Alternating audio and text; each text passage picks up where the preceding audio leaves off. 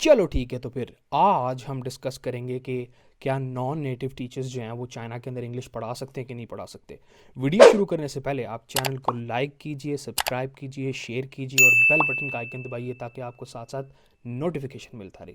चलो ठीक है, अगर आप पाकिस्तानी हैं, इंडियन हैं या आप बांग्लादेश से ताल्लुक़ रखते हैं और आपकी कंट्री नॉन नेटिव है, मतलब कि यहाँ आपकी कंट्री में इंग्लिश ऑफिशियल लैंग्वेज नहीं है, या अगर ऑफिशियल लैंग्वेज है भी तो चाइना की लिस्ट के अंदर, चाइना की एक कंट्रीज़ की लिस्ट है उसके अंदर आपकी कंट्री एडेड नहीं है, तो तब आप इंग्लिश कैसे पढ़ा सकते हैं। यहाँ पे सिंपल सा तरीका है। आपका जो स्कूल है यहाँ पे, फ़र्स्ट ऑफ ऑल आप जॉब सर्च करें। किस बहुत सारे एजेंट्स भी प्रोवाइड करते हैं, मगर ऑफिशियल इनकी वेबसाइट्स भी हैं जहाँ से आप जॉब्स के लिए ढूंढ सकते हैं, और एजेंट्स भी हैं जो आपको काम करके देते हैं। तो फॉर एग्ज़ाम्पल आपको जॉब मिल गई, अब आपने क्या करना है, अब आपके पास एजुकेशन होना बहुत ज़रूरी है। किस तरह की, आपके पास क्वालिफ़िकेशन होना बहुत ज़रूरी है। अगर आपकी क्वालिफ़िकेशन बैचलर्स हैं, जैसे आप इंजीनियरिंग की जॉब करने के लिए जाते हैं, ठीक है, आप मैकेनिकल इंजीनियर हैं, तो आप BMW की फ़र्म है, आप उसके अंदर नौकरी करना चाहते हैं, तो ज़ाहिर बात है आप अपनी CV बनाएंगे तरीके से, आप उस जॉब के लिए स्किल्ड वर्कर की कैटेगरी के अंदर आएंगे तो आपको जॉब मिल जाएगी। उसी तरह चाइना के अंदर भी है नॉन नेटिव्स के लिए, थोड़ा सा प्रोसेस लंबा होता है मगर आपको सर्च करने से चीज़ें मिल जाती हैं।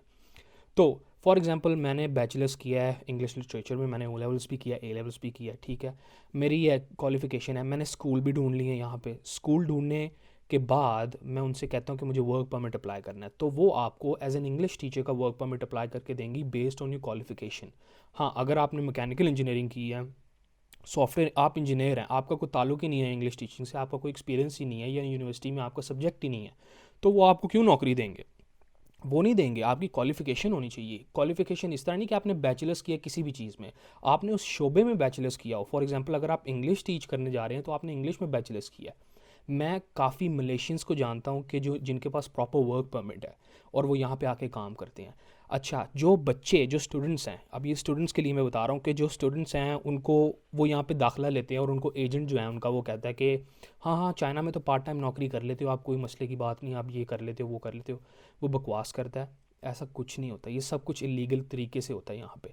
यहाँ पे जो इंस्टीट्यूट्स हैं वो इलीगल तरीके से फॉरेनर्स को हायर करते हैं। कैसे? उनको वर्क परमिट दे देते हैं। किस चीज़ का work permit? As a manager का, कि वो उस इंस्टीट्यूट के अंदर मैनेजर की पोस्ट पे है और वो अंदर कोई और काम कर रहा है। मगर बहुत ख़तरा होता है, अगर रेड पड़ती है तो आप पकड़े जाते हो। ठीक है, ये मैं अपने एक्सपीरियंस से बता रहा हूँ, क्योंकि जब मैं भी स्टूडेंट था तो मैं ऐसे पंगों में पढ़ता था, मगर उसके बाद फिर मुझे अक्ल आ गई और मैंने कहा कि नहीं, ये लॉन्ग टर्म के लिए नहीं है। तो कोई भी स्टूडेंट है उसको मेरा यही मशवरा है कि एजेंट्स के सुनने पे, कहने पे ना आएँ।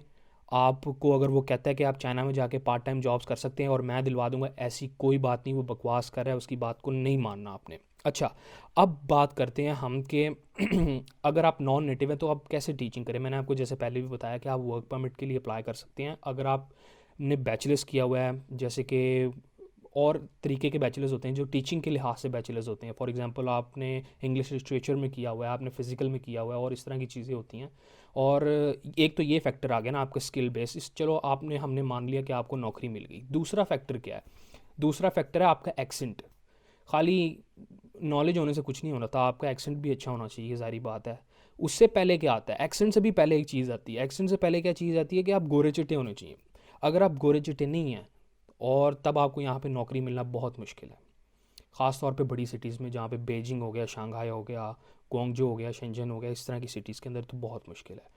अगर आप गोरे चिट्टे हैं और ज़रा इधर पठान भाई हैं, उनको वो काफ़ी सारी इस तरह की काम करते हैं और वो नौकरियां करते हैं, क्योंकि वो ज़रा गोरे चिट्टे होते हैं, ज़रा अमेरिकन वगैरह लगते हैं, ब्रिटिशर्स लगते हैं, तो उसकी वजह से वो यहाँ पे काम उनको आराम से मिल जाता है।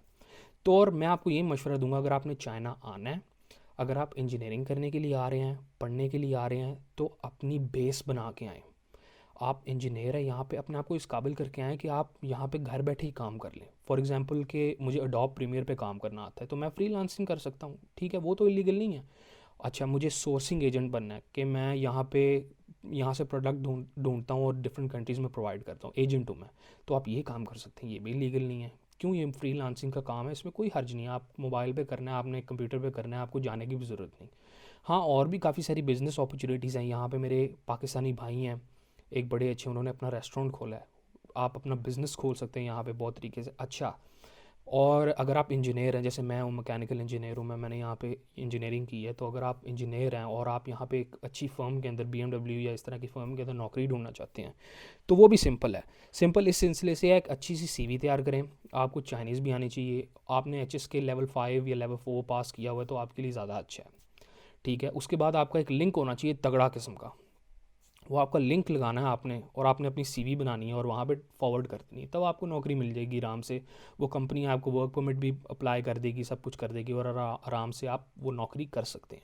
मगर जहाँ पे नॉन नेटिव्स का इंग्लिश टीचिंग का काम है, तो वो एक प्रोसेस के ज़रिए होता है। आप यहाँ पे टीच कर सकते हैं, नॉन नेटिव्स जो हैं वो टीच कर सकते हैं, उसमें कोई प्रॉब्लम नहीं, आप आराम से टीच करें, कोई मसला नहीं। मगर आपकी क्वालिफ़िकेशन होनी चाहिए, लीगल तरीके से आपको वर्क परमिट मिलना चाहिए, ठीक है। उसके बाद फिर आप यहाँ पे आके काम करें। अगर कोई स्टूडेंट है वो आके यहाँ पे कहता है कि मैंने आके यहाँ पे काम करना है, पढ़ूंगा साथ साथ काम करूँगा, ऐसा ना करें, इलीगल है, पकड़े जाएंगे, आपको डिपोर्ट कर देंगे, वो साफ सी बात है।